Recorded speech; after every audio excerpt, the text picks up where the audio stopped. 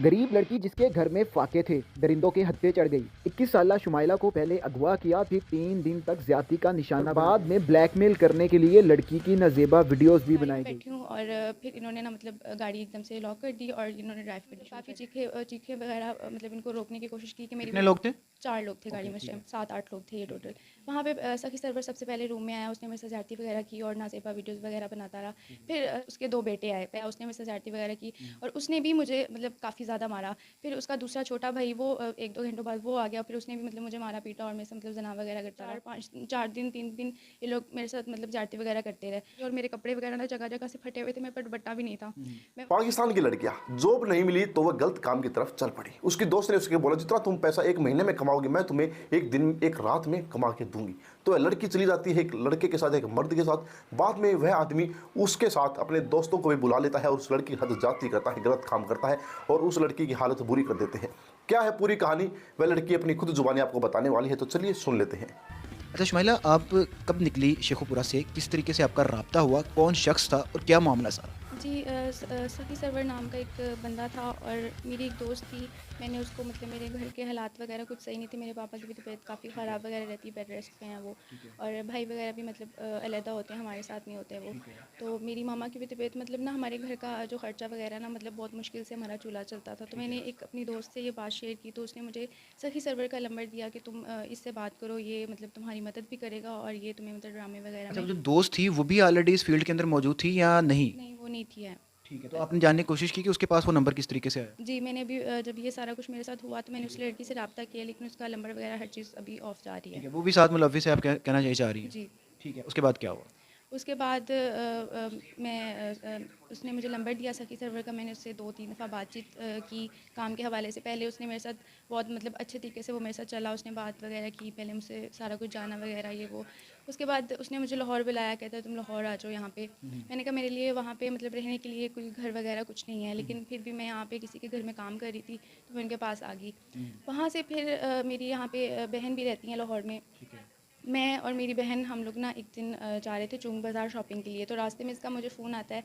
सखी सर्वर मुझे कहता है कि 5-10 मिनट के लिए हमने आपसे बात करनी है, काम आया है काम के हवाले से। तो मैं बड़ी खुश हुई कि चलो शुक्र है कोई ना कोई तो काम निकला है, तो थोड़े पैसे वगैरह आ जाएंगे। तो मैंने कहा कि ठीक है, हम चुंग बाज़ार में भी पहुँचे हैं, तो तुम मेन पे आ जाओ, वहीं पे बात वगैरह कर लेंगे, क्योंकि आपने काम के हवाले से 5-10 मिनट के लिए बात करनी, खड़ी होकर वहीं पे कर लेंगे। कि वहाँ पे आया मेन पे, हमारी बातचीत हुई। दोबारा इसने मुझे फ़ोन किया, मैं बाहर क्या निकली। बात हुई?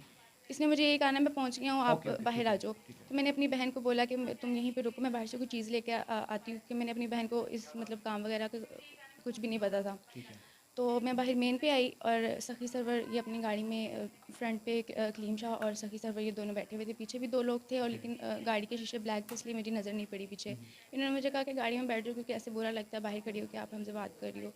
मैं गाड़ी में बैठी हूँ और फिर इन्होंने ना मतलब गाड़ी एकदम से लॉक कर दी और इन्होंने ड्राइव करनी शुरू कर दी। 3-4 घंटे मतलब इन्होंने रात अंधेरा होने की इन्होंने वेट किया और वहीं पे लेके घूमते रहे। मैंने मतलब काफ़ी चीखे वगैरह मतलब इनको रोकने की कोशिश की कि मेरी कितने लोग थे? 4 लोग थे गाड़ी ओके, में उस ठीक टाइम। है। मतलब मैंने इनको कहा कि आप मुझे कहाँ लेके जा रहे हैं, रुको, मेरी इधर बहन वगैरह भी है। तो उनके पास गन थी, जिससे मतलब मैं बहुत डरती हूँ उसको देख के भी।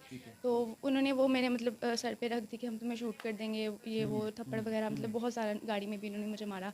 उसके बाद जब जैसे ही अंधेरा हुआ, ये लोग मुझे एक नामालूम जगह पे लेके, फ्लैट सा था गंदा सा ना, वहाँ पे पहले भी कुछ बंदे थे, मतलब ये टोटल 8 लोग थे और 7-8 लोग थे ये टोटल। वहाँ पे सखी सरवर सबसे पहले रूम में आया, उसने मेरे से ज़्यादती वगैरह की और नाज़ेबा वीडियोज़ वगैरह बनाता रहा।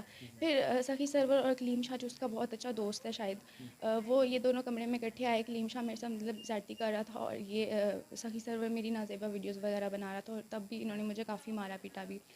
फिर कलीम शाह और ये सखी सरवर ये दोनों वहाँ से चले गए, पता नहीं घर चले गए, जहाँ भी मतलब फ्लैट पे नहीं थे। फिर उसके आपको बेटे इन सब के नाम किस तरह पता चले? सखी सर्वर से चलो 4 आप। दिन मैं उनके पास रही हूँ, आपस में वो बातें वगैरह कर रहे थे, तो मेरे मतलब एक ही कमरा था, वहीं पे सब लोग बैठे हुए थे। तो ये सखी सरवर और कलीम शाह ये वहाँ से चले गए और फिर उसके 2 बेटे आए। पहले हल्दी सा थोड़ा-सा बेटा था शान सरवर, वो आया, उसने मेरे से ज़्यादती वगैरह की और उसने भी मुझे मतलब काफ़ी ज़्यादा मारा।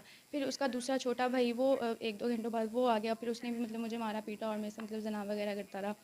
फिर 3-4 लोग और थे, ये हैदर शाह और फ़हाद इमरान वगैरह ये लोग आए, इन्होंने भी किया। और इसी तरह मतलब 4 दिन 3 दिन ये लोग मेरे साथ मतलब ज़्यादती वगैरह करते रहे। उसके बाद किसी नामालूम जगह पे चौथे दिन की सुबह 5-6 बजे का टाइम था और ये लोग मुझे कमरे में बंद किया हुआ था आपको? जी ठीक है, कोई खाना वगैरह कोई कुछ नहीं? नहीं 4-3 दिन में भूखे प्यासे रखा? जी कुछ भी नहीं। मैं वॉशरूम से पानी पीती थी उस टाइम जब मुझे प्यास लगती थी, तो कुछ भी नहीं, मतलब ये खुद ही बाहर से कुछ खा पी के आ जाते थे और मतलब इन्होंने एक गंदगी में ही मतलब करते रहे जो भी है। फिर चौथे दिन की सुबह को ये लोग मुझे किसी नामालूम जगह पे छोड़ के, वो दरख्त वगैरह से, वहाँ पे अजीब सी जगह थी और ना मतलब जानवरों की भी आवाज़ें आ रही थी। मैं काफ़ी डर गई और मेरे कपड़े वगैरह ना जगह जगह से फटे हुए थे, मेरे पर दुपट्टा भी नहीं था। मैं वहीं पे दरख्त के साथ साइड पे लग के बैठ गई क्योंकि मुझे होश ही नहीं आ रही थी, इतनी इन्होंने मुझे कोई आपको लोकेशन याद है थोड़ी बहुत कि क्या लाहौर में कौन सी जगह हो सकती नहीं है? मतलब मैं जब रिश्के वाला जब वहाँ पे एक बंदा आया, उसने मुझसे पूछा कि आप यहाँ पे क्या कर रही हैं। उसने एक चादर ओढ़ी हुई थी, बुजुर्ग भी थे वो। उन्होंने मुझे चादर दी और पूछा कि आप कहाँ रहती हो ये वो। तो मैंने उनको बताया कि मैंने इकबाल टाउन जाना है वहाँ पे। इकबाल टाउन आके मैंने वहाँ से आते हुए भी हमें 2-3 घंटे लगे, ठीक है। फिर हम इधर स्कीम वाली साइड पे आए। मैंने अपनी भाभी और भाई को कॉल की, वो आगे से मुझे पिक करके अपने मतलब घर लेके गए। फिर हमने मतलब वहाँ पे उन्होंने मेरी मेडिसिन वगैरह मतलब खाना वगैरह दिया सब कुछ।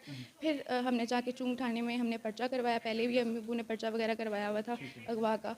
फिर मैंने जाके खुद बयान वगैरह दे के सारा कुछ मेडिकल वगैरह आपका हो गया? मेडिकल वगैरह सब कुछ हो गया। वो पुलिस वाला खुद साथ गया था हॉस्पिटल, सब कुछ मेडिकल वगैरह करवा के सब कौन कुछ से हॉस्पिटल में? जना ठीक है। और सब कुछ हो गया। लेकिन अभी भी जो ये सखी सरवर ये सब लोग हैं, मेडिकल में क्या साबित हुआ है? सब कुछ मतलब गैंग रेप का साबित हुआ है। पुलिस वाले सब ने खुद देखा है, वो आप भी देख सकते हैं। तो अभी सखी सरवर और ये सब लोग मेरी फैमिली को मतलब धमका रहे हैं कि हम तुम्हारी भाभीयों को, भांजी को, तुम सब लोग को मतलब मार देंगे, उठवा लेंगे, इतने दिन हो गए तुम लोग हमारा कुछ नहीं कर सके। इसीलिए अब मेरी फैमिली ने भी मुझे छोड़ दिया कि हम तुम्हें इंसाफ नहीं दिला सकते, तो तुम हमारी मतलब हमारी जान छोड़। तो आपको पता है कि गाँव के लोग किस तरह के होते हैं। उन्होंने भी मुझे घर से निकाल दिया। तो और ये अब जो आप शोबिज़ में जाना चाह रही थी, ये सिर्फ़ एक शौक था या आप गुर्बत की वजह से जाना चाह रही थी? दोनों में से क्या कौन सी वजूहात थी?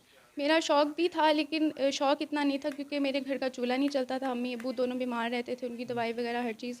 मेरा छोटा भाई और भांजी वगैरह है, उनको सँभालने के लिए फिर मैंने सोचा कि मैं मतलब अब कोई जॉब तो मुझे नहीं मिल रही क्योंकि मैं पढ़ी लिखी नहीं हूँ।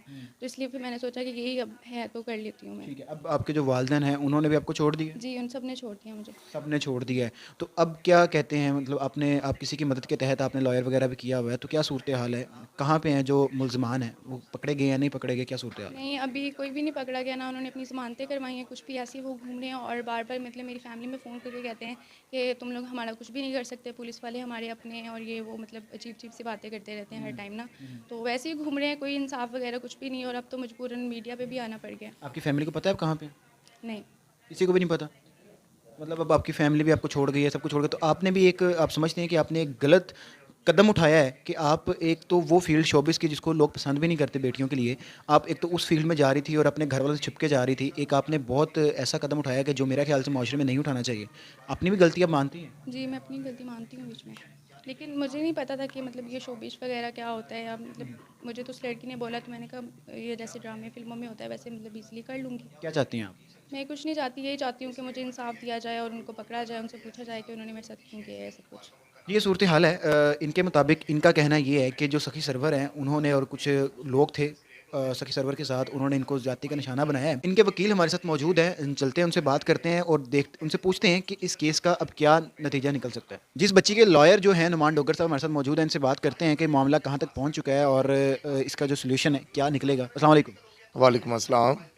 डोगर साहब एफआईआर हो चुकी है, जी जी मेडिकल हो चुका है, जी जी। तो क्या वजह है कि जो मुल्ज़िमान हैं वो गिरफ्तार नहीं हो रहे और क्या वजह है कि ये जो केस आगे चल नहीं पा रहा?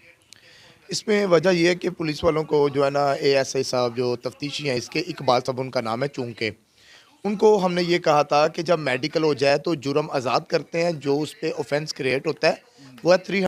मैंने देखा भाई कैसे पाकिस्तान के अंदर लड़कियां अपनी डिग्री पूरी करती है, अपनी पढ़ाई पूरी करती है, लेकिन उसके बाद उन्हें जॉब नहीं मिलती है। तो वह मानता हूँ गलत काम है, लेकिन वो गलत धंधे की तरफ, गलत काम जिस्म फिरोसी की तरफ जो है कदम उठा लेती है। उसकी फ्रेंड उसे बोलते हैं कि तुम मेरे साथ चलो, तुम्हें जॉब नहीं मिल रही, जितना तुम जॉब पे एक महीने में पैसा कमाती हो, मैं तुम्हें वो एक रात में कमवा दूंगी। तो लड़की चली जाती है अपने दोस्त के साथ और वहाँ पर उसे एक शख्स दिखाया जाता है कि ये शख्स तुम्हें लेके जाएगा अपने साथ, लेकिन बाद में उसके साथ होता क्या, वो एक शख्स नहीं, उसके बहुत सारे दोस्त वहाँ मिलते हैं और वो सभी मिलकर उस लड़के के साथ जाती करते हैं, गलत काम करते हैं।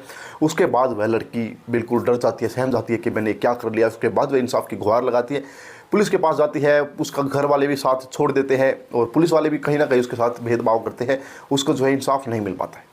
दोस्तों, अब इसके अंदर कौन गुनहगार है? क्या पाकिस्तान की गवर्नमेंट जो इन लड़कियों को जॉब नहीं दे रही है, इन्हें जो है इनकी जो डिग्री है उसके हिसाब से काम नहीं मिल रहा है, जॉब नहीं मिल रही है, या फिर ये लड़की खुद जिसने इस गलत रास्ते को चुना, या फिर वो लोग जिसने इसके साथ जाति की, या फिर वो पुलिस वाले जो इसको न्याय नहीं दिला पा रहे, या वो पाकिस्तान का जिन्ना जिसने पाकिस्तान बनाया? दोस्तों, आप हमें बताइएगा कमेंट में कि इनमें से कौन सा रीज़न इस वीडियो पर फिट बैठता है, किसकी वजह से कांड हुआ है, क्या गलतियां रही है। तो प्लीज़ कमेंट बॉक्स में अपनी राय हमें भाई ज़रूर से ज़रूर दे के जाना और वीडियो के नीचे जय हिंद ज़रूर लिखना। मिलते हैं आपसे अगली वीडियो में, तब तक के लिए बाय बाय, जय हिंद।